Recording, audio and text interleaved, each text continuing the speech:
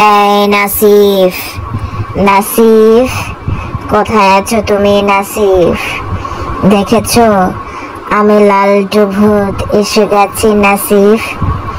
তোমাকে আজকে আমি ধরে নিয়ে যাব নাসিফ। তুমি রেডি থাকো। আজকে রাত 12টায় চুপি চুপি তোমার বাড়িতে গিয়ে তোমাকে ধরে নিয়ে আসবো আমি।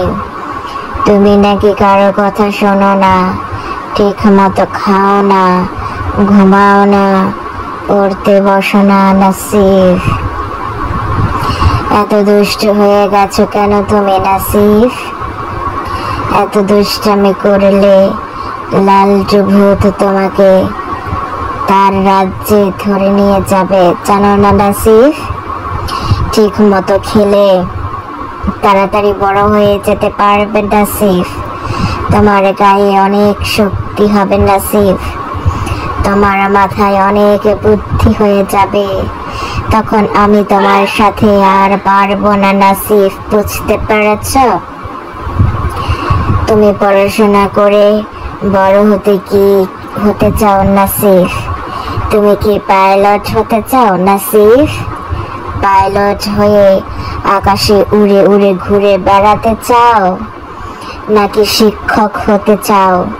নাকি ব্যাংকে কাজ করতে চাও নাসিফ? নাকি বিজ্ঞানী হয়ে অনেক কিছু আবিষ্কার করতে চাও নাসিফ? তাড়াতাড়ি বলো তো আমাকে।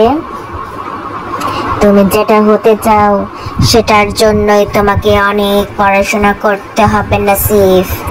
পড়াশোনা না করলে জীবনে কিছুই হতে পারবে না নাসিফ। তাই বলছি আজকে থেকে আর দুষ্টামি করবে না নাসিফ। বেশি বেশি পড়াশোনা করো, সব সময় বাবা মার কথা শুনবে নাসিফ।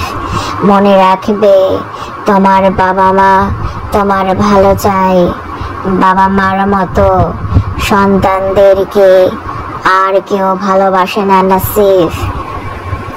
তুমি প্রতিদিন স্কুলে গেলে অনেক কিছু শিখতে পারবে।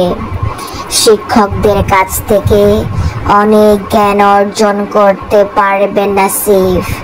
কারণ শিক্ষকরা তোমাকে অনেক ভালোবাসবে, অনেক আদর করবে আর অনেক কিছু শেখাবে। তুমি যদি ভালো হয়ে যাও নাসিফ, তাহলে আমি লালটু ভূত তোমার বন্ধু হয়ে যাব। আর যদি আমার কথা না শোনো, তাহলে আজকে রাতে তোমাকে ধরে নিয়ে যাব আমার লালটু ভূতের রাজ্যে, তোমাকে রেখে দেব।